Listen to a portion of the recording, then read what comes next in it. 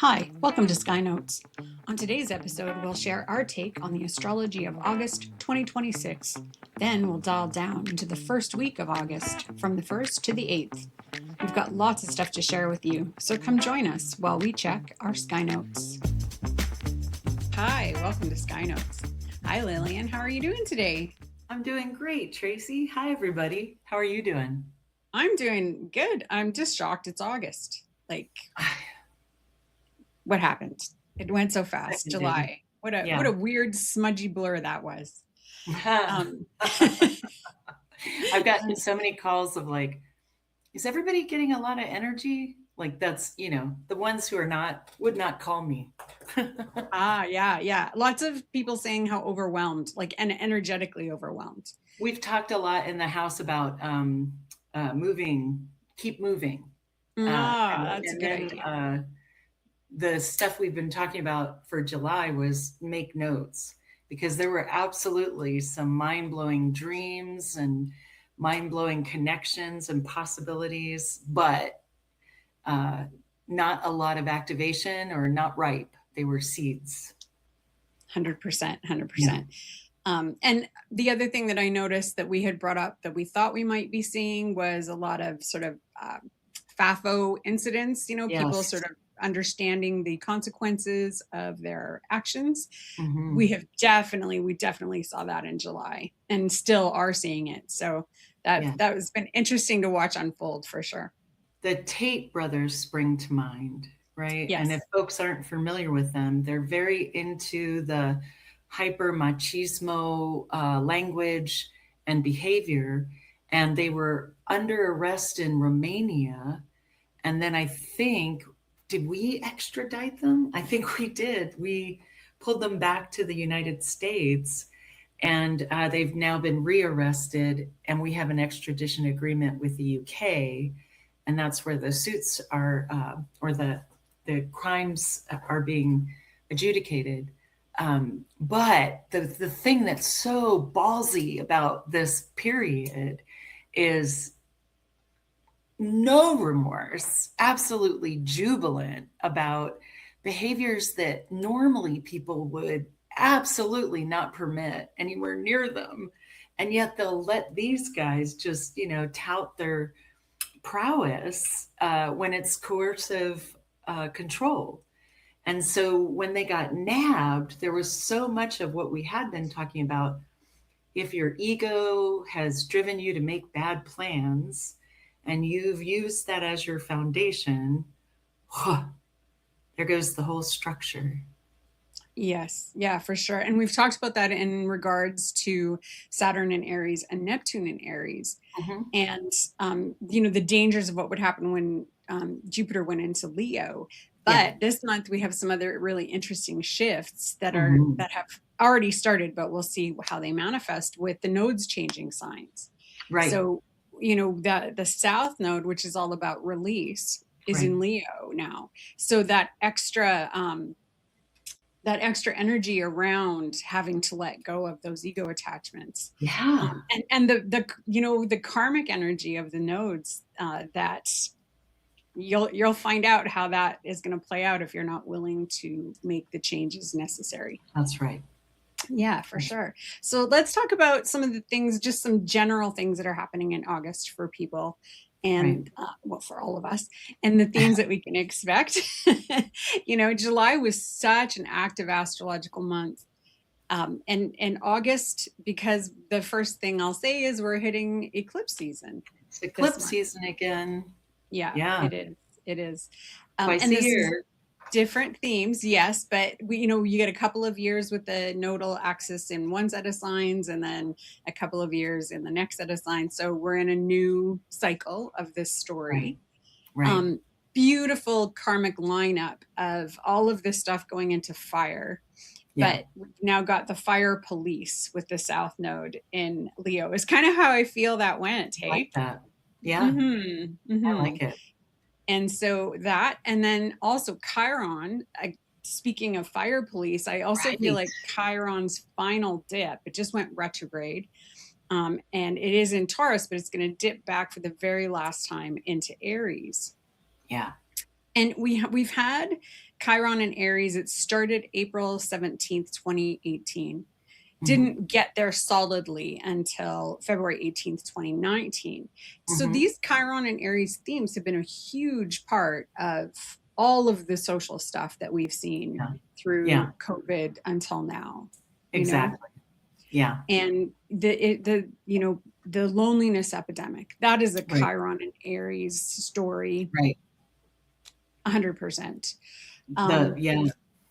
Right. Oh, I was going to say a snarky thing, which is the gold accruing behind Trump in the Oval Office is a very Chiron and Aries kind of remedy attempt, right? I am glory. I am gold. I am da da da da da. Interesting. Yeah. I don't think that's really it. I just wanted to say something snarky. Yeah. Well, and it'll be interesting to see, because once it's solidly in Taurus, that's a whole resource story. Right. And so what happens to, when I think about the gold behind Trump, right, the Chiron and Taurus return will be interesting in how it deals with that kind of accumulation. And he has Jupiter in the first, there's no reason for him not to Jupiter that place up, right? So there's plenty of other stuff. The other thing I was thinking about when you were talking, and apologies for that, because I was so enjoying it, was just what I love about what we're helping people see is the undercurrent and the source. And so the nodes are the signs of the nodes are where the eclipses happen. And so we're showing you, like, here, we're going to change this nodal sign. It's going to have a huge impact, and the disruptions will also carry that topic. So I don't want to take up too much time with that, but I love that, like, there's an underpinning, there's a trick to it. Right.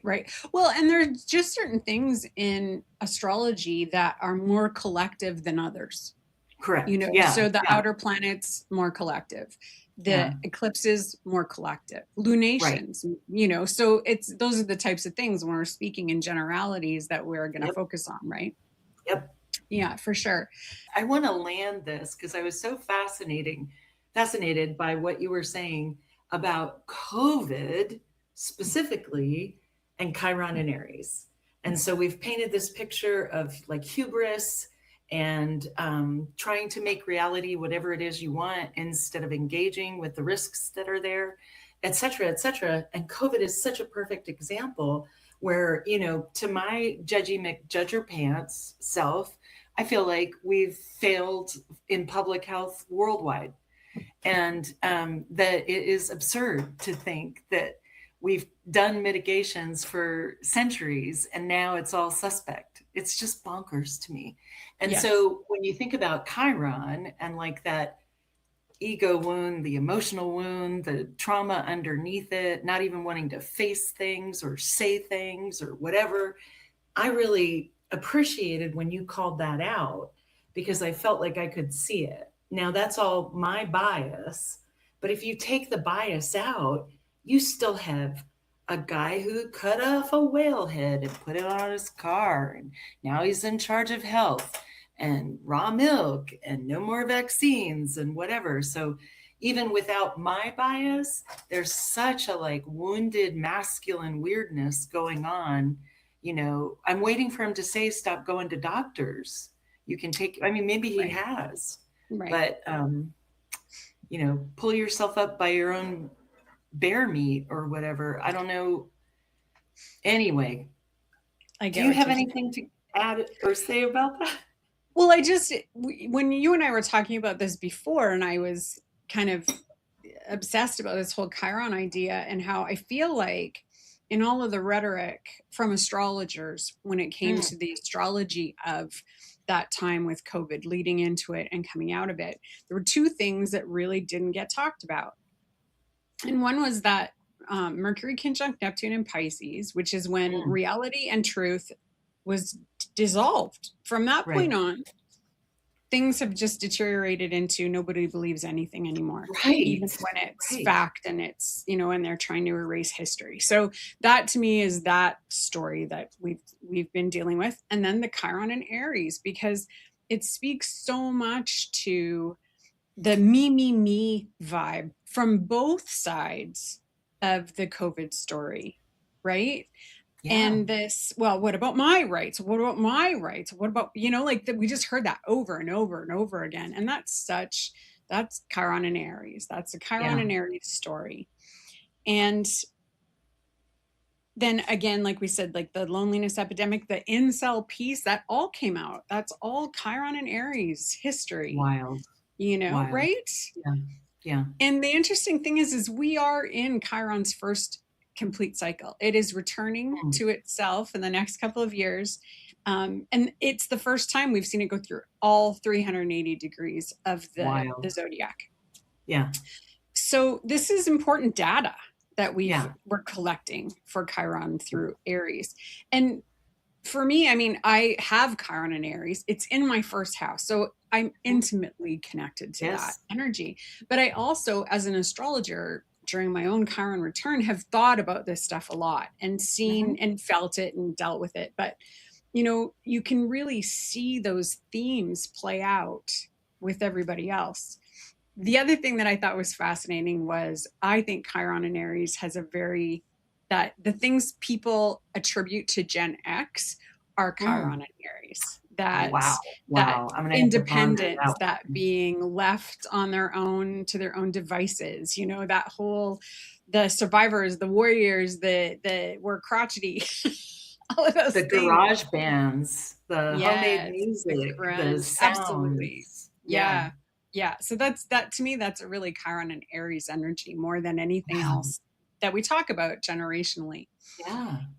And so I think, talking about it as we shift out, this is our last opportunity to sort of touch into that and maybe heal the things that came up while Chiron has been in Yeah. Aries.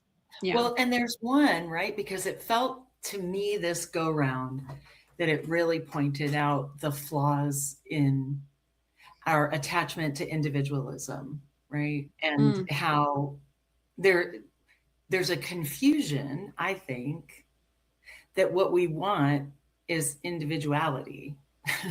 We want to be who we are, and we must. I think we must. And then there is that crystallized, rigid form individualism, which is I get to do whatever I want, right? And I've been listening to this Persian sourced music, and they have a phrase, everything is permitted. And you hear something like that, and you're going to take it one of two ways. One is, and this is how I think they present it, as a warning that you are absolutely free, and therefore you can act in any way, right? There's a function, it's there. And then there are other people who take it as like a religion or a calling, or I'm not quite sure why, but it's the exhaustion of that, or like it happens a lot when people get money. I used to work at Microsoft, and I remember when they said at the new employee training, don't get overwhelmed by your benefits.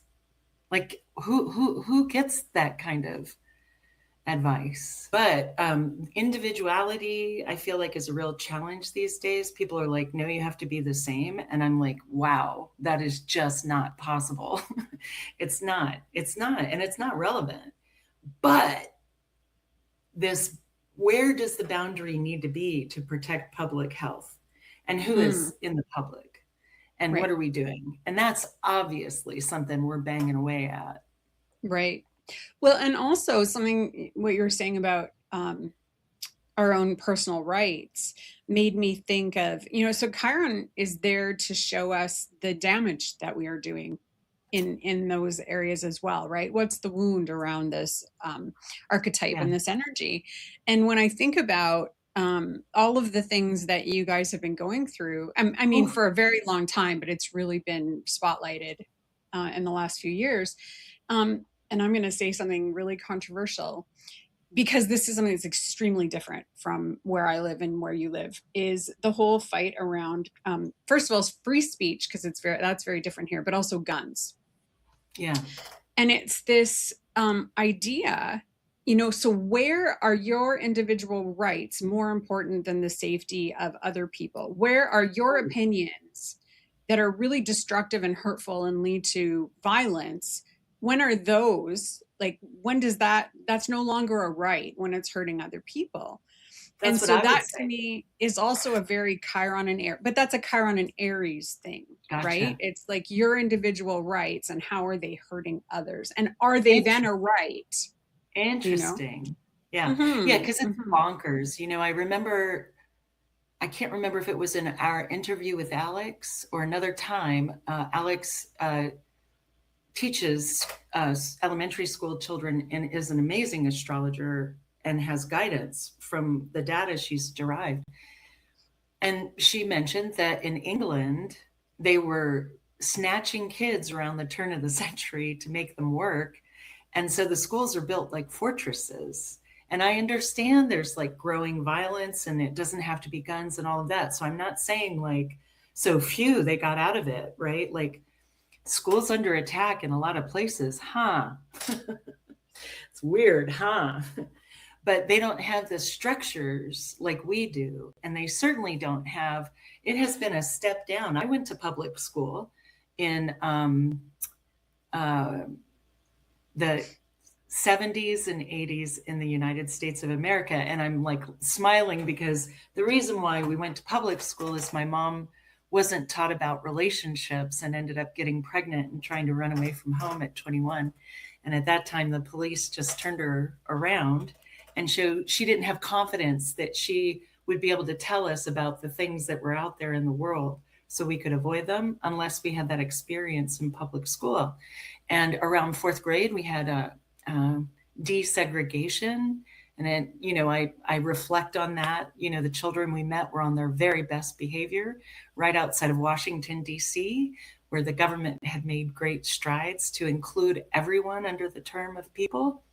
And that's what I see happening right now that's so weird and kind of Chiron in Aries. Instead of saying people don't have rights, they're kind of saying these aren't people. These aren't our people. We only bring it up because we're going to probably see some pretty strong examples of all of this once Chiron gets back into Aries for that last, retrograde is going to go, here you go. You still got to clean this up. And then the opportunity to clean it up is when it goes direct again. And so the eclipses, let's get to the next little bit. So we've got the eclipses and they're going to come to us in the middle and the end of the month. Right. So, start planning your cleanup now, because the best way to use eclipses is to purge and clean and plan and don't implement during eclipse energy. The other thing that I wanted to point out, we have Venus going into her own sign, and that's lovely. But we have Mars going into Cancer this month. And when I saw that, my first reaction was no. But you and I talked about this a little bit before. Last time we had this, Jupiter was in Cancer too. Right. Now, when we talk about the sign of Cancer, that means the moon is in charge. And that means we're at the whims of the moving and changing moon. Yes. And energetically, it's a lot. And Jupiter blows everything up bigger. So last time Mars was in Cancer, it was a lot of emotion. It was a lot of frustration. For me personally, like my moods were everywhere. And I was so easy to anger, which was annoying. Like it was the retrograde for me, like you're saying. And, I think you and I both have full moon natal charts, right? We almost have the identical relationship between our sun and our moons in our charts. It's fascinating, right? And it's the full moon for me, you're going to experience everything, the fullness of the experience, which is highs and lows. And so I have found folks with the full moon have higher highs, lower lows, and you don't get to decide necessarily when they come, kind of thing, because it's the moon, right? That's kicking stuff off. And so this feels like, or it felt like when Mars was in Cancer last time it went retrograde, just please get off of that. Please stop. Because it felt like, I was contributing to I was motivated to engage, like you're saying, or react rather than respond. But almost like I almost felt antagonistic at times. Yeah. Yeah. which was like that's not normal for my stellium in Libra was horrified. Oh, gotcha, gotcha, gotcha. Yeah. Stop poking the bear. Yeah. I'm always learning more how much I love to fight. I'm like, yeah, you wanted to fight. Of course. Yes. And so for the air signs out there who like to have if you're heavy earth, similar, who like to have control over your emotional outbursts, Mars in Cancer is not the easiest time to do that because our anger planet is at the whims of the moon and during eclipse season. So, which is even less control. Right. So it's there to sort of facilitate any endings you need to have. Yeah. And I loved how we were talking about it last time. There are many ways for it to show up. It can be an argument, it could be disinterest. But the thing that I thought was so fascinating was it could be something you really used to love, and now you feel differently about it. And that could be it. It could be that simple, acknowledging that. Yeah. Well, and we have talked so much about Cancer because of this Mercury shenanigans. And so you don't lose that nostalgia piece with Mars moving into Cancer. So, we've revisited the past for months now with, Jupiter was still in Cancer when Mercury was there or went in there. The retrograde happened in Cancer.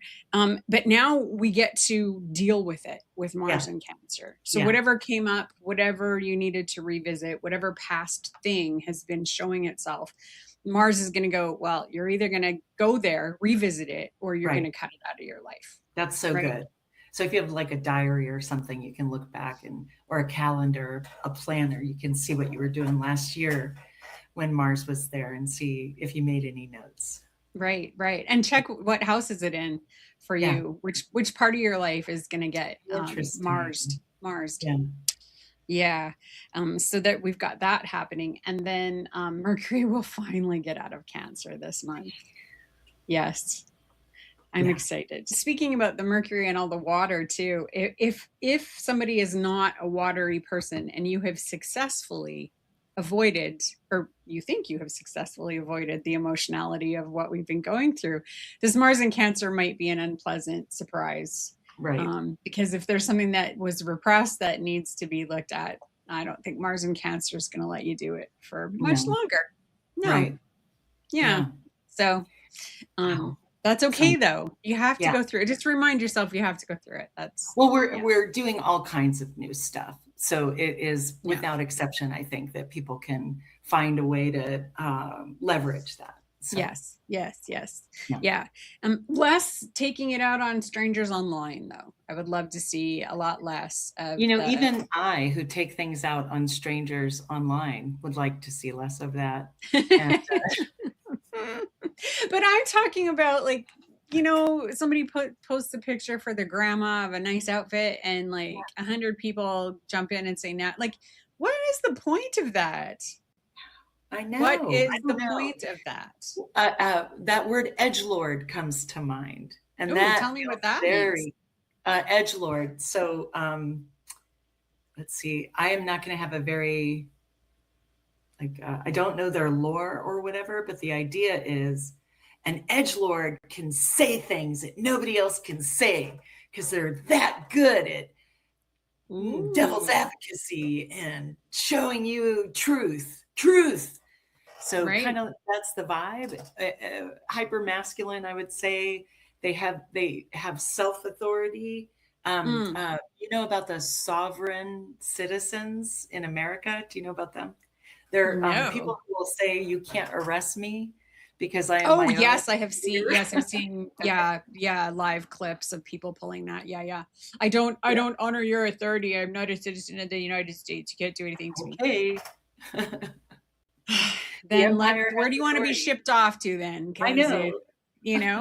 You either live here, I haven't checked in to see how they're doing with ICE and all that stuff. Yes. Anyway, the escalation of all that stuff. And then when Mercury leaves Cancer, I feel like that is going to be such a joy. I think I said it last time, the storytellers, Leo is the storytellers. And I'm not surprised about that. I hadn't thought about it before. The performance piece, you have to be willing to put yourself out there to tell a story. And, being sort of the radiant son of God, son of sun, and that kind of vibe. I love that for a resource. And then I think about Beltane in February and how our lives depend on storytelling, or did in the ancient natural world of the mythic past, where we wanted to tell each other stories to remind each other summer was coming, right? Or this would be the case if you were in the South Hemisphere, that you would need those stories and that performance and ebullience and the joyous parts of Leo to bring out what's going on. And I love that Mercury will be there. Mercury will be able to give voice to this beginning of the South Node in Leo as well. Yeah. So I do love that. I love I love the combination of that for sure. And I also the social aspect of Venus going through her own sign of Libra, and also balancing out the other things that we have going on. There's not as many void courses this month, which is nice. Right. There are some, but it's not as dramatic as what we've gone through. So that's lovely. Less of the stop go energy. Absolutely. Yeah. So that's very, very, that'll feel different. And it's preparatory. There's a preparatory feeling about August. And generally there is, just because we're programmed to have that September school, feel. And for me, my birthday's at the end of August. So again, right, that's a natural feeling for me, but there's something a bit different this time around, just because we are in all of these new phases, and we are all collectively experiencing this new place that we're at. So there's something really initiatory and preparatory about August. Yeah, it's like anticipation has returned. Mm-hmm. So let's talk about the first week of August. Are you ready? Jupiter trine Saturn. So that aspect separating is sort of setting up the beginning of the month, which I really like. Yes. Which I really like. It's perfecting on the 31st in the early evening, late afternoon here. And the moon is in Aries as the month opens. So there is that initiatory feeling to the way that the month opens up, and the possibility with Jupiter trine Saturn of really making progress on some things, right? Because that is a beautiful aspect. I love that for sure. The first aspect that we have listed, which is Chiron going retrograde on the Monday. So we are Chiron retrograde now all the way until the new year. Got it. And so it will finish its last forward dance in Aries at the beginning of 2027. That makes sense because it's February where it finally heads into Taurus. I did see in my notes that there was another note about grounding because of the water and the air and fire. I thought that was really relevant. The end. Sorry. Yes, and it is relevant for most of the month. I'm glad you brought that up. Yeah, because until things start moving into Virgo later in the month, we're still really unmoored. I've been trying it out, and it's so handy, that and writing stuff down instead of doing it, trying to do it right away.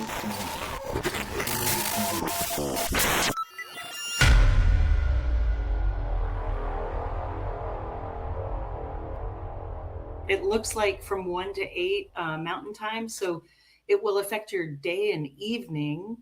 And so, we've taken to getting our dishes done in the afternoon if we can, right? Because we work from home. Or whatever it is that we're obligated to do, we finish that early so we can relax with each other. So that's Tuesday, August 4th that you're talking about. So that hits at 3 p.m. your time. And again, so this is the thing that I have noticed now that we're starting to really track these voids and what the moon is going through. The cardinal moon signs. So when the moon goes through Aries, Libra, Cancer, or Capricorn. With a void, that is when it's a bit frustrating because the energy is to do, but the void is like, it's hard to land on what to do. So those days have been the difficult voids.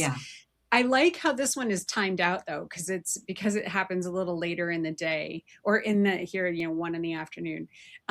You can be really productive in the morning and kind of close things off in the afternoon. So that's not, for me, it's the days when we wake up and it's void and it's cool, right? Because it's hard to kind of get yourself moored on those days, I feel. Exactly. So this isn't so bad, but it'll be a nice, here's an opportunity to wrap things up before you move on with the rest of your week. Now I did list, because it's going to go from Aries into Taurus, and this is going to be a very welcome moon in Taurus with the lack of earth that we have. So all of the end of the week of the first week of August, we get this Taurus moon. So enjoy it. Go do what you need to do to get grounded and enjoy that for earth yourself. energy. Yeah, for sure. Whatever Eat that means some for you. nourishing, lovely food that you love to eat, and do all those Taurus moon things. Yeah, I love it. There's a hard work energy with Taurus moon if it decides to actually get going. So let yourself get going if there's something that you really want to dig into, because the fixed energy will be welcome as well. Yeah, for sure. What do you call it? Stabilizing. A little bit stabilizing. Absolutely. When we go through these times where we don't have very much earth or water, most of this is fire and air right now. It is so nice to have both the fixed and the earth at the same time. Like, I really enjoy that. I think part of the cycle. I agree 100%. Yeah. And even just dealing with people, everybody just feels energetically much more centered. Well, and it's so funny that you say that, because I was thinking about that with all the water signs that we're talking about. One of the issues is, if you're not inclined to sense or deal with your emotions, all of us with water are like flip-flopping like fish out of a lake during this time. And so you're like seeing it like, oh my God. So go hang with your other airy, fiery friends if you're feeling too much of the emotion of it. And so the thing I'm trying to compare is, there's the inner experience, and then there's the experience of folks who may not process the same way you do. And that will for sure come up when one is dominant. And so I do like the fixed too, because at least it can settle some stuff, the energy of that Taurus moon. Oh, and on the 6th, we get, what a beautiful day the 6th is. So August 6th is when Venus moves into Libra. And that happens in the middle of the afternoon here. So a little bit later in the afternoon for you guys, 3:12 p.m. So it's coming out of Virgo now to go into Libra.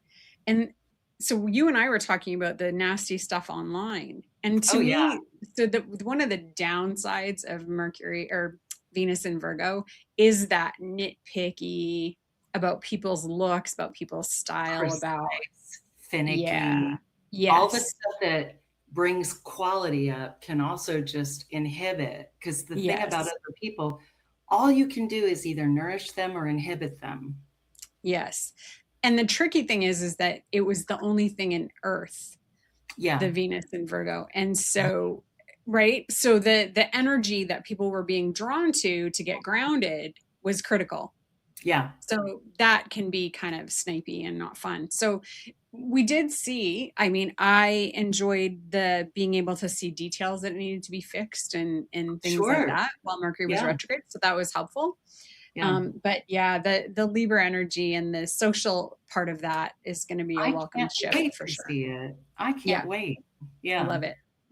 And that same day, as the day builds, the sun is trine Saturn that day. So the ability to use it in a pragmatic way, use that Venus energy, and to sort of get a flash of how you can use that Venus energy will be lovely too.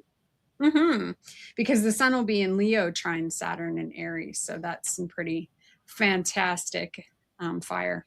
Encouragement, confidence, cheering on. Y'all, I'm having a little hot flash here.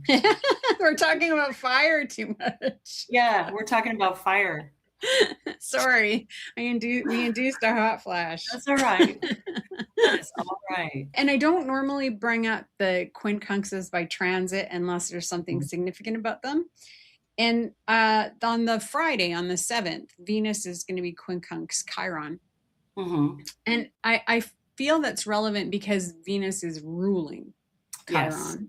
Yes. And we've already talked at length about Chiron doing this last retrograde. That's right. So that feels very course correction-y to me, It is. There are all these conversations happening, right? That are about building different things. And I would say that the productive ones are for sure including everyone, which to me, the Mars plus Venus is about, we're all that, what we were talking about before. we're all able to fit within it, right? Because even as individual as we are, we fit that Venus Mars dichotomy, and one is informing and one is acting. And so, Right. yeah, when they are working together, it is profound. Yeah. But Yeah. it's sort of, I know we say male, female, right? But very much it's single, all of us.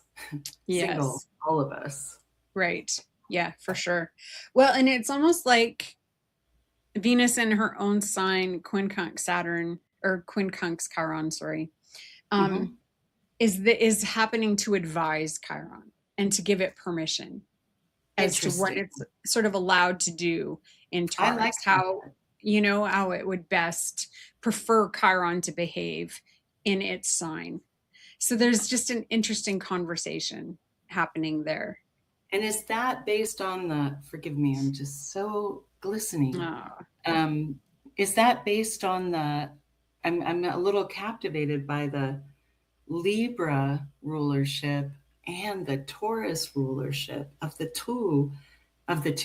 Libra is very much about what you're talking about. What are the social rules? What will yeah. allow sort of grace as we move through our time together? So I do love that information gathering or sharing piece. That's really cool. And there's something very, I don't think Libra gets enough attention for that judicial piece, right? When you Yeah. think about Saturn being exalted in that sign, there's a very judicial energy about that. And Velvet glove, right? yeah. And that's very much what there's a piece of that this Quincunx, it feels like that conversation is going to I happen love today. that. Yeah. Yeah, so I don't feel like that's an event kind of day, Right. for people, but there might be themes that pop up that are going to inform Chiron going through Taurus later on. So I'll be paying attention to the news on the 7th for sure to see Right. little But things mostly that sneak in. we're moving into a more, we've got the Taurian vibe, we've got that Venus there, and then the shift of Mercury out of Cancer. So it's another good weekend, I think, for parties. Well, the moon's in Gemini that weekend, so it'll Right. definitely be potential for fun for sure. Absolutely. Because Venus will be in Libra, the moon will be in Gemini. Hey, it'll be a Yeah. great weekend. Absolutely. As opposed to the week after. Yeah, well, the last hurrah before the eclipse hits. It's an Oh, right. eventful month. It's an eventful month astrologically. It's a preparatory month.